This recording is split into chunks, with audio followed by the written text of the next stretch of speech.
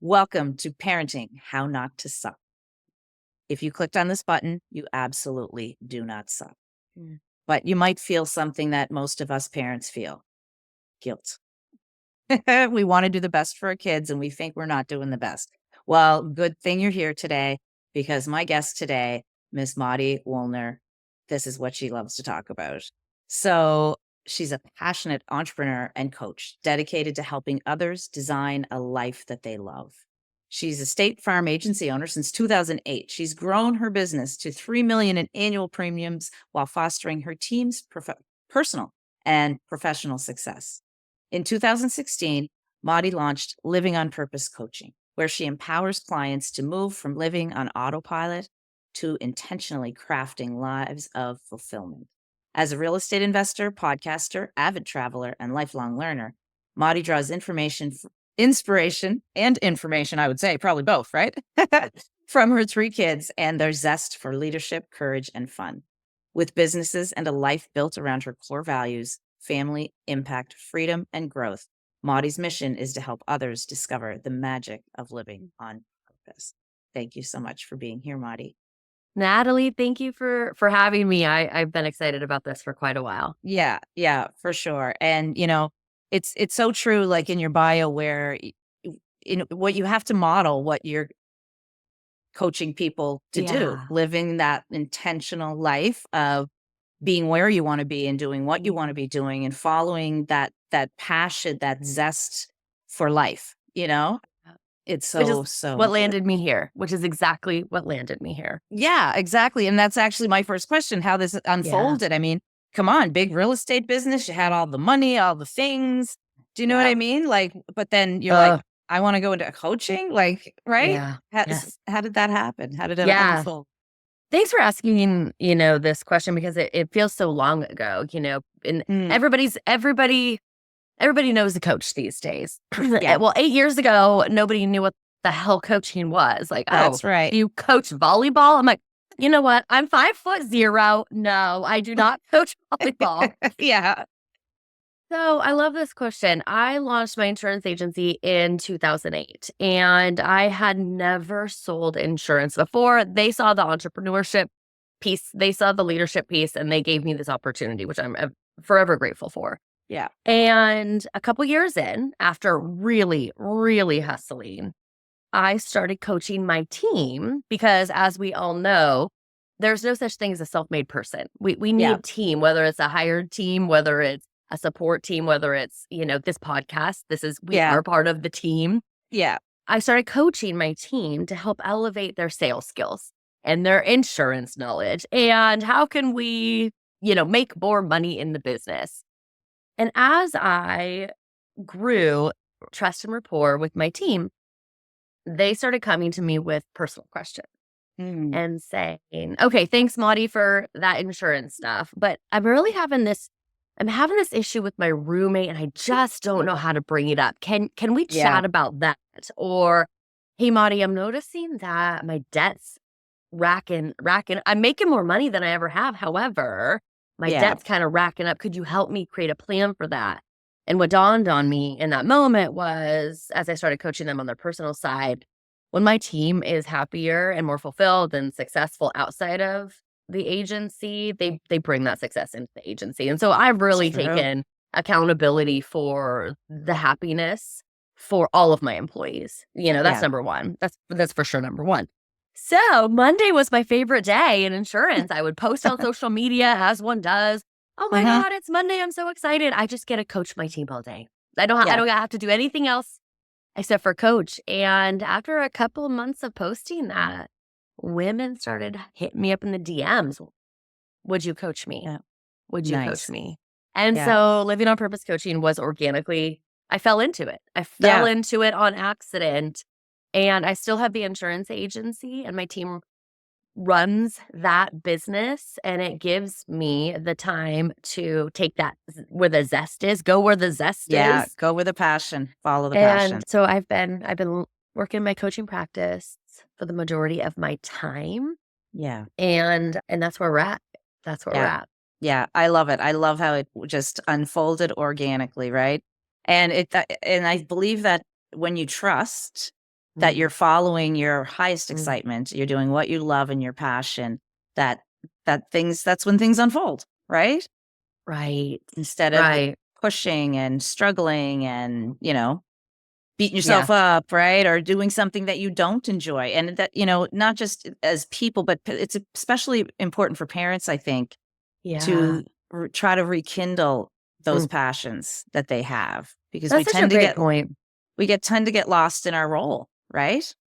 We get lost in our role, and I think, I'm gonna go out on a limb and say maybe it's because we elevate our role Mm, so significantly yeah. when, of course, parenting can be one of our main priorities, but I would encourage listeners to consider not letting it be the only one.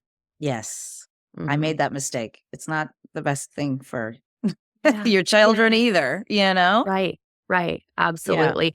And yeah, and things that are worth it are gonna be hard, right? And absolutely. things like this podcast. I bet, launching this amazing podcast and gathering the coaches and the parents, there Yeah. have been challenges, and you know the difference between this is where it's at, this is my Yeah. passion, this is my purpose Mhm. versus I'm grinding towards something that is not in line. Yeah, absolutely, absolutely. This is my passion and this is my Mhm. joy, right? And as well as the parent coaching, I mean, I have such a love for parents and of course children. I mean, I've worked with them my whole life, so you know, Right. it's amazing, But let's get into the nitty gritty here, Mhm. Marty, Yeah. because mom guilt's a thing. Mm. I remember Mhm. it feels like in the delivery room, right after labor, there was feeling of guilt, like, and I love Yes. so, but I mean, we've had this in our pre-conversation. Let's talk about it. When Yeah. does it really start, and why is it normal, mom guilt, Right. right? Right.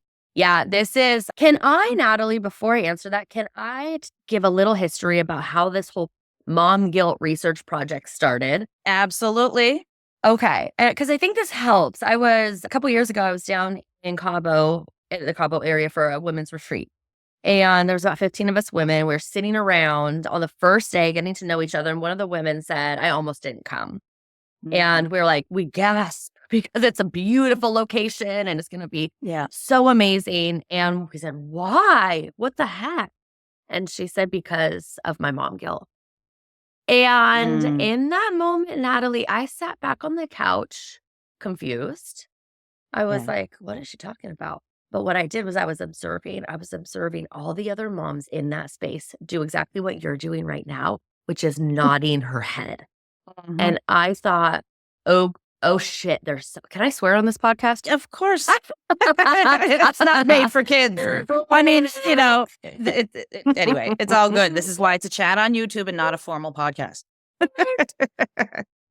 And I thought, oh shit, there's something there. If Yeah. every other mom in this room is nodding, ooh, I'm going to follow this. Yeah. And so I started talking to moms and starting to talk on social media. And there really was quite a bit of reception. The reception was huge. I was getting DMs from women who had never DM'd me before, like, oh my gosh, I'm so glad you're talking about this. Yeah. It built up my excitement. And I was back in Cabo uh, with my husband, who's a pilot. And I was out to dinner with him and his co pilot. And I was sharing my excitement. I said, oh my God, you guys, there has been so much, response, positive response to this conversation around mom guilt. I really want to lean in. And Tom, knowing me, nods his head and he's like, okay, you go. You don't Yeah. tell Monty no. Yeah. You just go with it. But the other man at the table was confused. He said, Mm, mom guilt. And he leaned back in his chair and he crossed his arms. His body language was, completely closed off. And he said, my wife doesn't have that. mm. And I got furious.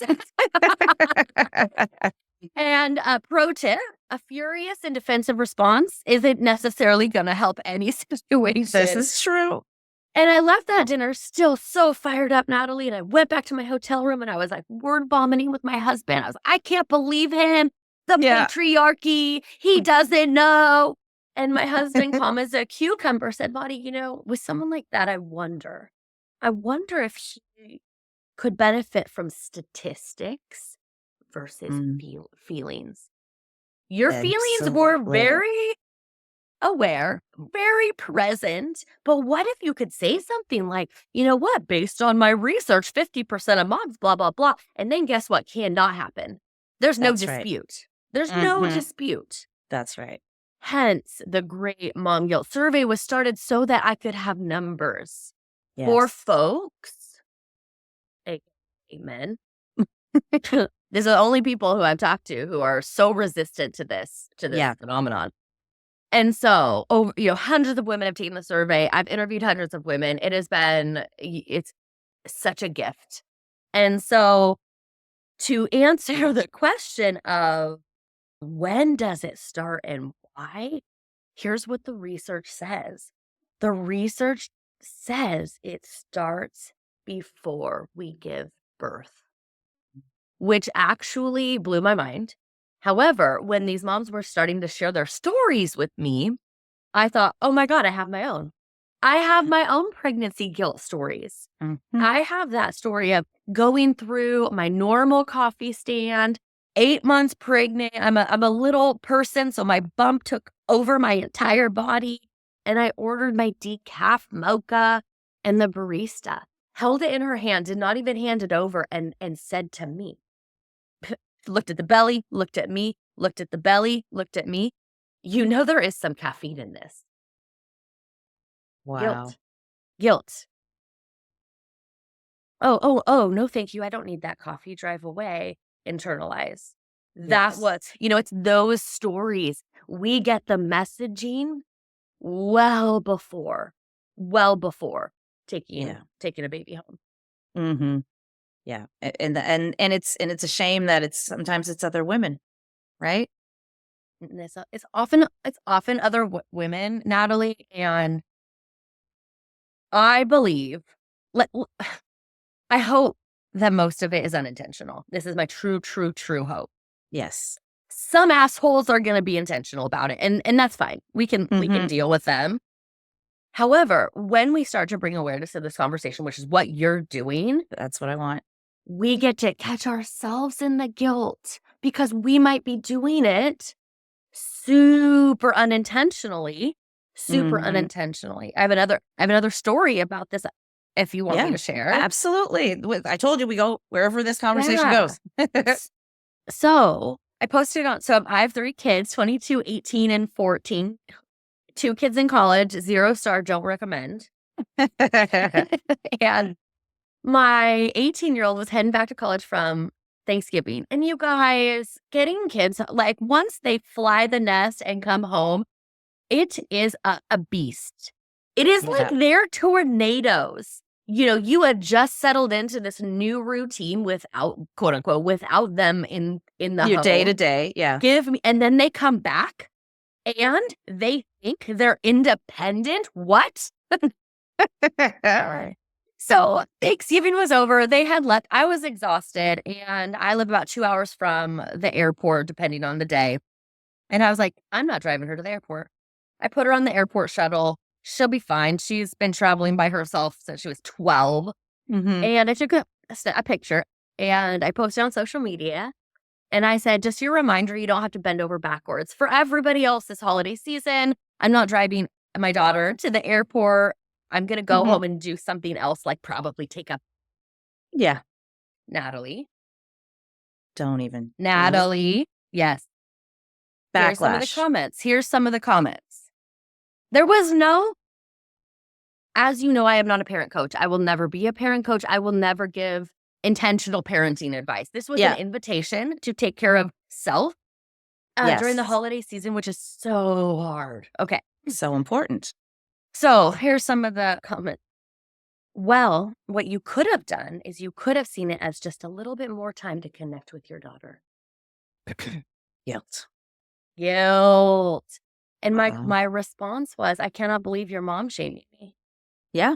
And she's like, what? I'm not mom shaming you. That's not the intention. Just read your comment.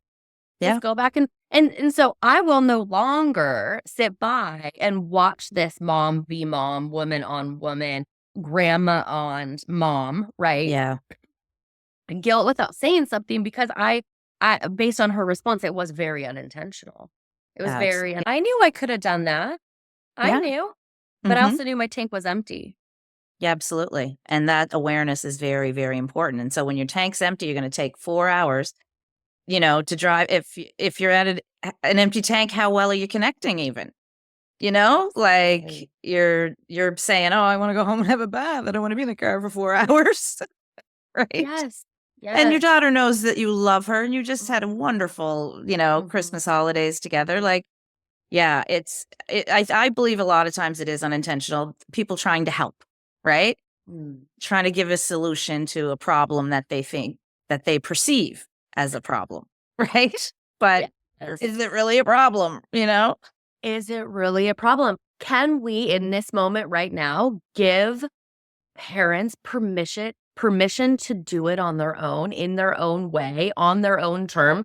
As long as, like, yes, there's going to be caveats. Please don't make me say them. Safety, Yeah. housing, food, Yeah. clothing. We get it. But Mhm. can we take a step back and let them be the parent that they want to be without interjecting shoulds, have That's to, needs? that's Yeah. right. Yeah, absolutely, because it comes down to each individual's needs. What Mm. are your needs? And that self-care piece is so important. I hate even using the Mm. word self-care because it's not always the bubble bath, you know? It's the Yeah. setting boundaries, it's being able to Mm. say no, it's reaching out for help, it's knowing that you just need that time for yourself, right? Like you say, to fill Yeah. the tank. Can we talk about that for a minute? Absolutely. I was ruminating on the oxygen mask analogy just Mm, yesterday. I was getting a massage and I was ruminating on the whole concept of, put your own oxygen mask on so that you can put the oxygen mask on the other people mhm. around you, which is basically telling us, tell me if I'm getting this right. It's telling us you actually can't take care of yourself unless the actual goal is to help other people. Mm, What if I just want my own what if I just need my own oxygen? Is yeah, that still okay? Can we start giving permission for self-care without a caveat of so that you can donate and volunteer and clean the yeah, house and do all the things for the other people? that's true. I don't I think it needs to be okay. To Yeah. just to do it for ourselves, because then whatever naturally unfolds will unfold, right? But I really think it's important that we're doing this for ourselves because we don't have to do it for everybody else, but we're modeling, if Mhm. for others, that to me, it's about a sense of worthiness, right?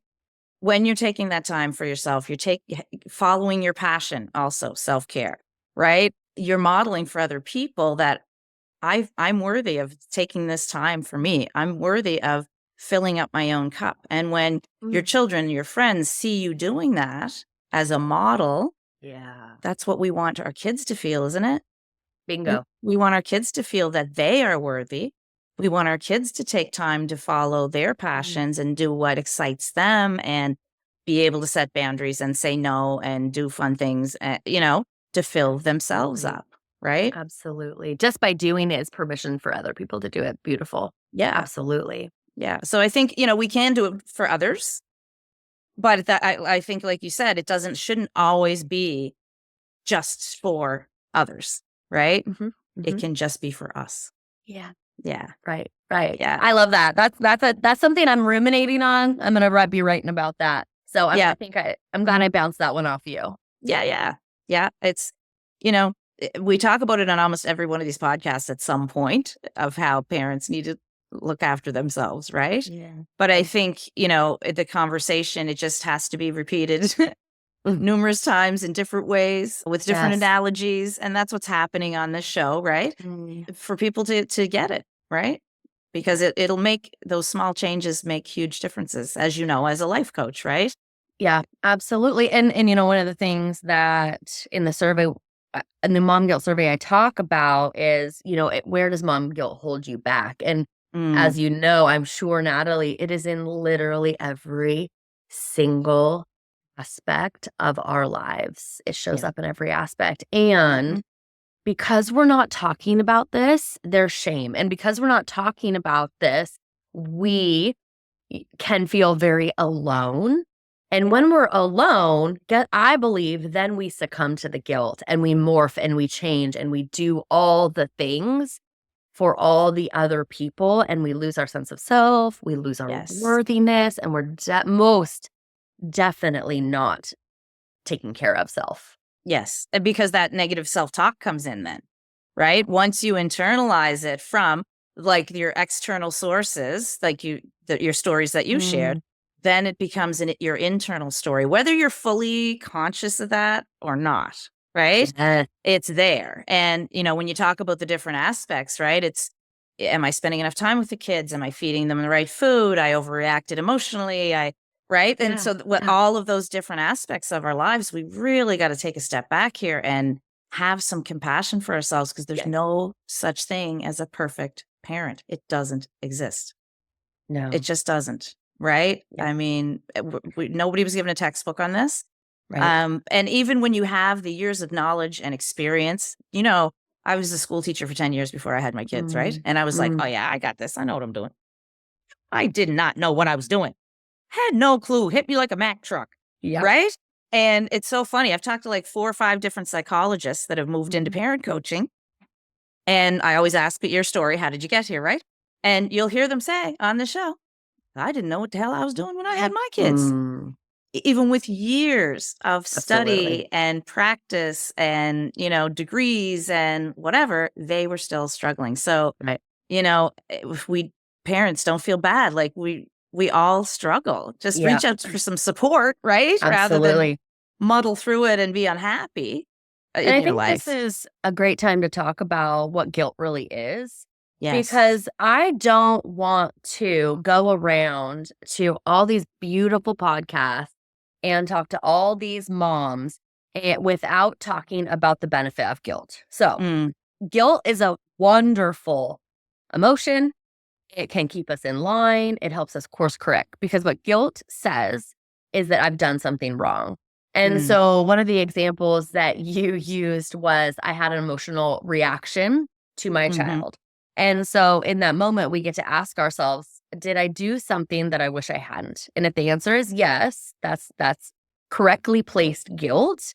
And we can then change our behavior. We can apologize. We can make amends. Yes. Another example that you gave is spending too much or too little. Like, am I spending enough time with my kid? Now, this is the opportunity to step back and say, is my guilt actually misplaced here? Based on the kind of parent I want to be, based on our family values, based on how I want to show up, am I spending the type of time, the amount of time I want to be spending with my kids? And I have a feeling you might answer yes. And as soon as that is the answer, we get to release the guilt. There's no guilt there. That's right. Because there's no amends to make and there's no change to be had. And so mom guilt actually should be called mom shame, because guilt is I did something bad and you can make amends. Shame is I am bad. And that's a big differentiation. Yeah, that's a big differentiation. And I think left not talked about and, left to not analyzing those guilty feelings when they come, like you just did and helped our listeners, right? To really step back, question and dig into that awareness. Is this guilt misplaced? Is there a reason, right? Without looking into that, then it does turn to shame. Really pretty unconsciously, right? I am bad. And exactly. Nobody is bad. Like nobody. Everybody is a beautiful, beautiful soul, right?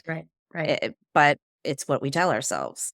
Right. And we're going to constantly mess up. Just like you said, the Mack truck hitting. Like, I feel like it's a Mack truck on the daily. Yeah, it can be. It can be. I was a single mother for 16 years. So it can be. And then as long as we are, rooted and grounded in this belief, that's going to take a minute.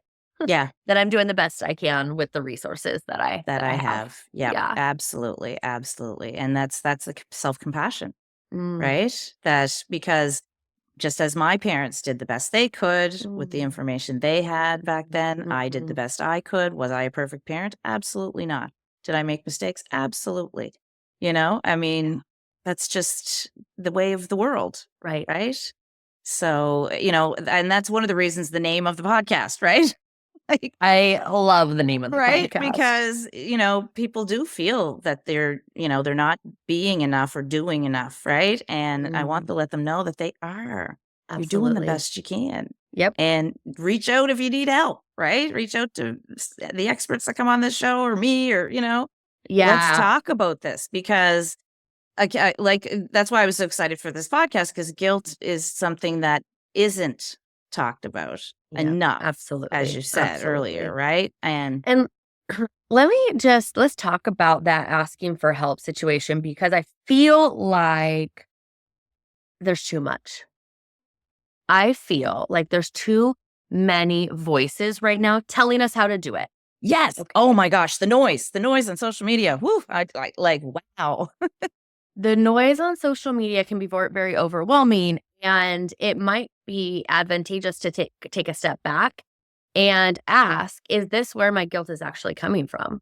When you're looking at all those Pinterest perfect parents out there, cooking and cleaning in the gorgeous house, and you don't vacations, the vacations, the superstar sports people, it would be out of integrity for us to post about our kids' struggles. I think, like, please don't do that. And because it's out of integrity, we don't see it, and so therefore, we can start to believe it's not out there, which isn't true. Yeah. And so when looking for support, love, help, encouragement, I would say slow down. Slow down. Start with Natalie in the community that she's creating, to be honest. Yeah. There's too much quote, and I'm putting help in air quotes. There's too much help right now. Yeah. Information, and it's information overload. And you don't know these people's backgrounds, and some people are doing paid ads, and you can check out them on their website, but you really want to get to know the person and their values and make sure you have an energetic connect, right? Yeah. With whoever. And I got to tell you, with the community that I'm building, all of these coaches that are coming in, they have to meet with me first. I have to know their expertise. I have to know their background. I have to know, right? So you'll never see the link out there for coaches to just randomly join. No, they have to meet with me. Now, any parent on the planet, they can join and come to the shopping mall of parenting experts, right? Yep. And pick and choose and, decide to connect, right? Because it's that piece of connection and collaboration that is going to lift everybody up, lift up even the parents connecting with each other. Yeah. Right. But then there's experts there in the group to make sure that, there is best practice, right? For parenting, but there is no cookie cutter approach because every family is unique. Every child is unique. You're going to have two different children you're going to parent them differently. Absolutely. Right. Based on their strengths. So I feel though, and I don't know if I mentioned this in our pre-recording, everybody's cool and understands a life coach. Everybody's cool, understands a business coach, health coach. But I feel like there's a bit of shame in parents when they're reaching out for a parent coach. Because I think some parents feel like, I should know how to do it. Right? Yeah. I should know how to do this. And, I really, like I said before, you shouldn't. I didn't. And I had the education. These psychologists didn't. And they had even more education. Right? Yeah, that's such a great point. I hadn't really thought about that. But, one of the things that I don't know how many years ago I started talking about my journey into therapy and how I landed myself in a therapist's office. And then how, 6 years ago, Tom and I started seeing a marriage therapist, and we'll never not see a marriage therapist now because honestly, after 6 years, you couldn't have told me it was going to get this good. I just thought marriage therapy was for, like the last ditch effort. Well, actually, no, you're right. Nobody teaches us how to be married, how to finance, and absolutely nobody teaches us how to parent. However, the expectation is that and you do it well. Yes. And it's easy and fun and perfect. Makes no sense, right? The only experience we have in parenting is how we were parented. Really and truly, or watching, your friends' parents or aunts and uncles, but really, that's the only knowledge we have. Yes. What's so interesting about that is yes, I think back on my childhood. You're right. It is the only parenting background we have is from our parents. It doesn't even count watching our friends be parented because Yeah. that's We're the only veneer. seeing, yeah, They're we're only, seeing a glimpse. you're seeing the glimpse. Mm-hmm. And so of course everybody else is doing it better, Yeah. which is Mm-hmm. which is why we're in this problem in the first place. That's right. Is Comparison. that is this comparison? Is this Mm-hmm. compare and despair situation that is Yeah. happening out there on the social media streets? And I think, back to Cabo when Mm-hmm. I was sitting in that room with all those moms and someone brought up this term that I honestly had never, I probably heard it, but just didn't even think about it. I didn't feel it. And I thought, oh my Mm. gosh, how am I the only person in this room who has no idea what she's talking about? And after all of my interviews and doing my research and my own reflection, how I believe I slipped through the early mom guilt cracks was twofold. Was one, when I had Aiden 22 years ago, there was no social media. I barely had a cell phone. Yeah. Like, I know. Remember the and- ones where you could flip them shut, the big oh, yeah. brick ones? They were fun to my hang God. up on somebody. Oh my God. One time, one of my kids was in trouble, and I was like, damn it, I need to take their phone away. I want to take their phone away because a phone's a privilege. However, as a mom, I want to be able to like get in touch with my kid. Yeah. So guess what we did? We went and bought a burner flip phone that only had call and text. Oh my God, where to get to a C, you had to press like 2-3 times. 16 times. I remember. Hilarious. Yeah. Pro tip if you want to like keep them, Yeah. Get a burner phone. connected, get a burner phone. And so 2 reasons why mom guilt escaped me on the early is no social media. And then the second one was because I was 20 when I got pregnant and none of my kids or none of my friends had kids yet. So I was the first one of my peers. And so there was no comparison. There was nobody that I was trying to strive to be because it's like, I don't want to really be like my mom or my mom's friends. Like, that's so old and ancient. Yeah. And so I knew I was just I was the only one to compare myself to. And I knew I was doing the best that I could. And so knowing that, how can we remove it? How can we remove some of this comparison and keeping up with the Joneses? And I think we all get to do it in different ways. But going back to my example of putting Aya on the commuter bus to the airport. Natalie, I've done this work for a really long time, and I'd be lying if I said that those comments didn't affect me. Absolutely. I would be lying if I didn't say I had a physical reaction to women looking at my momming and thinking I was messing it all up and judging, and I was doing it wrong. And so in that moment, I took Facebook right off my phone because I saw it in the moment. Oh my God, I'm doubting myself. No. I'm solid. This was an intentional decision. This isn't guilt. I've had plenty of that in the past. This isn't that. I got to remove it because it's affecting me in ways that I am going to take ownership and don't feel good. I'm going to take ownership for what I consume. And so that's how I've done it. Yeah, absolutely. We have to take ownership of what we consume. And I think, not just parents. I mean, everybody now, the social media and the phones, we think it's a way to escape. And it's a way to relax, watching the funny cat videos on TikTok, right? But really notice what are your thoughts and feelings that are happening while you're doing that. So you're laughing at the funny cat video, but then you're seeing, the perfect family, or you're seeing, whatever that, it just goes by so fast. And, I think taking a break from it to really figure out and intuit and use your intuitive sense to know where your values are, know that you're doing the best that you can. Because I mean, the people that made those comments, Mari, they're just reflecting back to you how they would feel, right? So we have to look at it that way, that when people do those things, they're really just reflecting how they're feeling, right? Yeah. And that intuition piece, I was considering how we're in this like epidemic of outsourcing intuition. And all of these tips can feel so woo and like real big level. And so I want to ask you as a parenting coach, If someone has been outsourcing intuition, it could be for decades.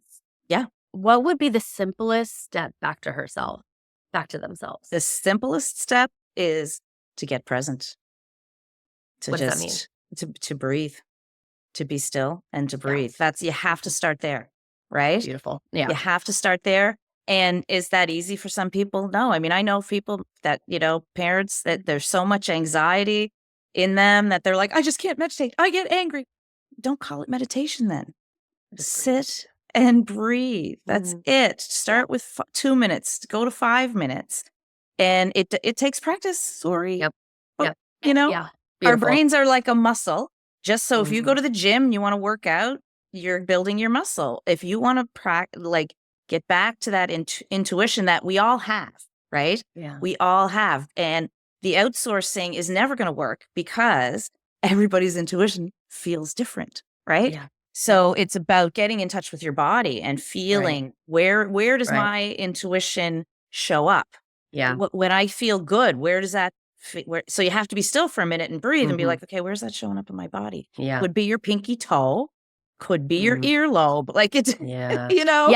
everybody's And- different. So it's hard to, right? But that's stillness. That's a perfect place to start building that intuition muscle. I have a tip too.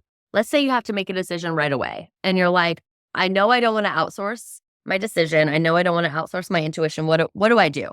And I cannot remember who gave me this, so I cannot credit it. But you grab a quarter and you have a decision, and heads is yes and tails is no. Yep. And you flip the quarter and it's heads.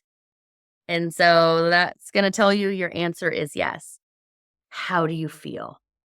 That is the intuition.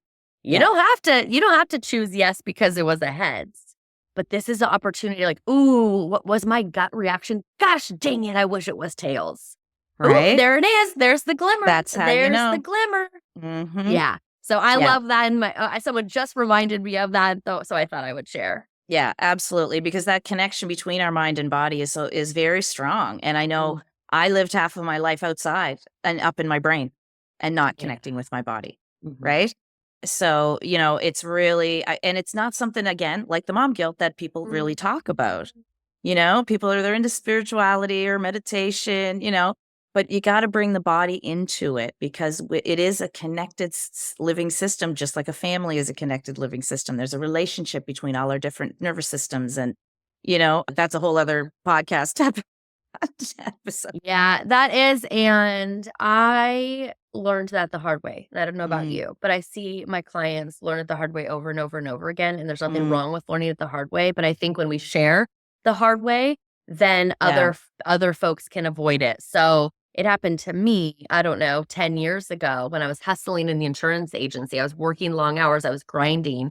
I was go, go, go. And I was truly living outside of my values, outside of my integrity. And I had a panic attack. I had no idea what a panic attack was back then. Wow. And it landed me in the emergency room. I thought I was dying. I thought I was having a heart attack. It was the scariest day of my life. And this is what you are talking about.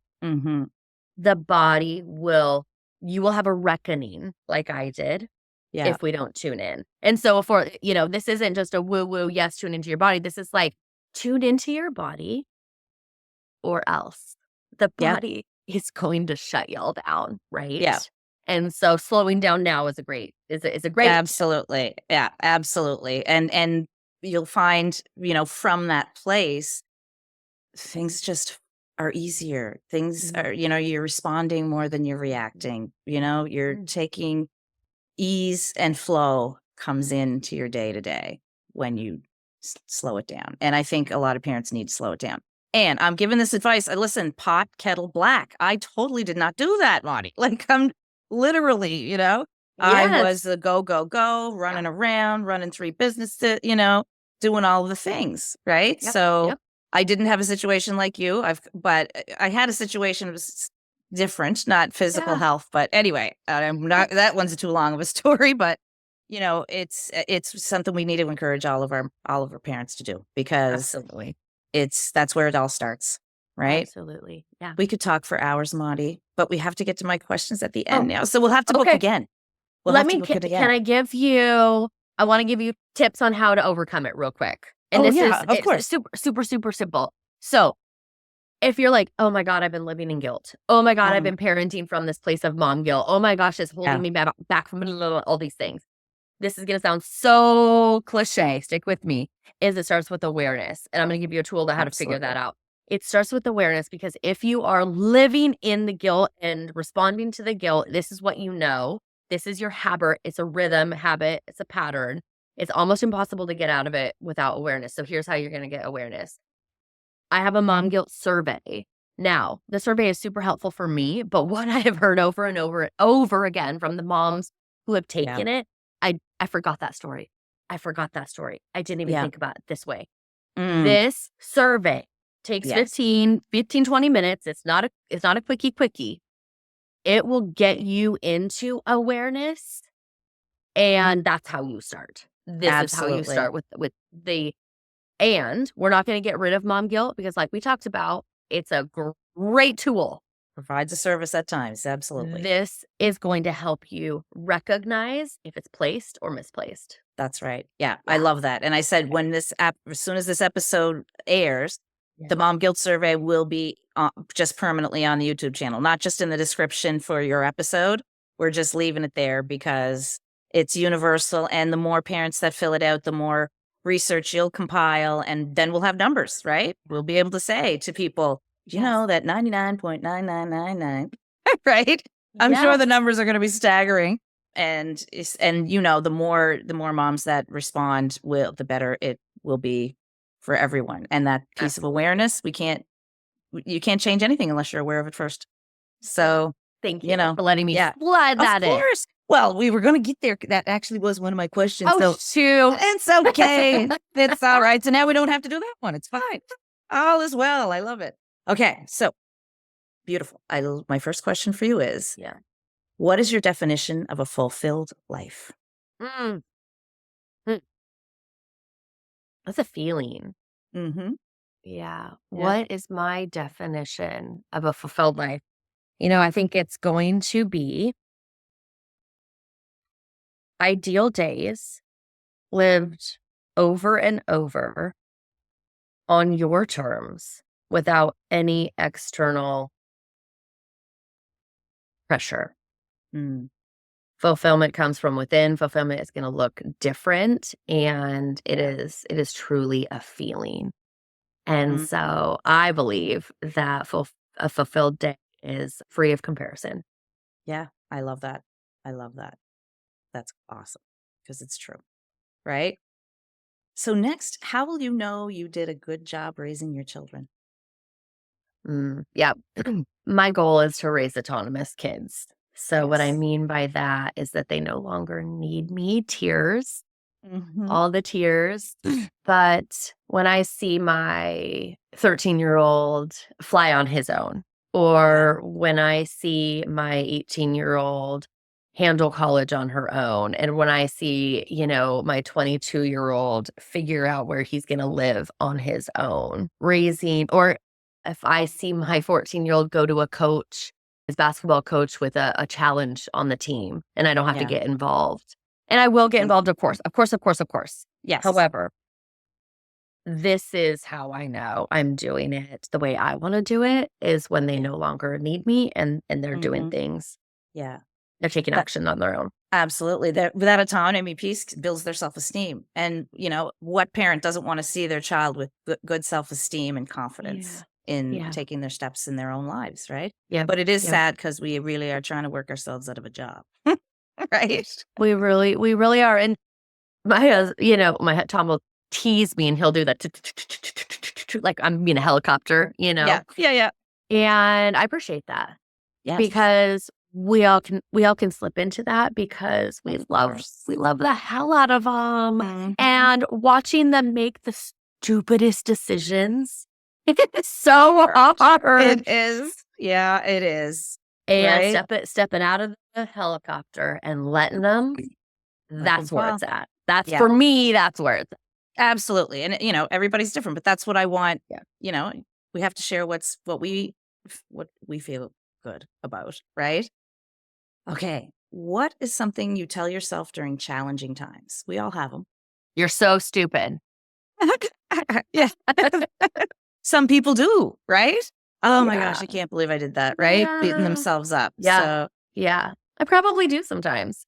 Check my self-talk. I was just on a walk with another coach, and we are talking about the scarcity mindset of coaching, of the coaching yes. world. And I was like, I was kind of talking about it in a way like, oh my God, I lean into abundance, blah, blah, blah. And I was like, you know what? That's a lie. At times, I completely slip into scarcity. So, Yeah. what do I tell myself?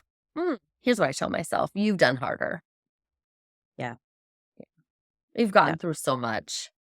Look at how far you've come. That's Like, right. if I look at evidence, if I'm a scientist, I've got a whole hell of a lot of evidence to prove that I can handle Yeah. whatever feels like the biggest thing in this moment. But I've got a lot of evidence that I've got the That's tools and the right. resources that I can handle the challenge. That's right. I Yeah. love it. Yeah, I love it. So, lastly, where can people find you? We'll have the links in the description, but you Yeah. just where I know you're all kinds of places. Where's the best place for people to Let's find hang you? out on Instagram. Instagram to me Yeah. feels like a little bit kinder of a platform than other ones. Instagram's Yeah, where I'm at, and of course, there's a subscribe unsubscribe button. But when you do the mom survey, you will get my emails and hear yeah. mom guilt stories and mom guilt stats and tips and tools and how to really live a life on purpose. So That's those are two right. ways That's what to we hang want for out. that's what we want for everybody, to live our life on purpose and Yeah, model that for our kids, beautiful. right? Absolutely. Yeah, Thank best you, gift we can give Natalie. them. Thank you, Miss Maudie. Thanks Yeah. everyone for listening, and we will see you soon. So glad you're still here. You do not suck as a parent.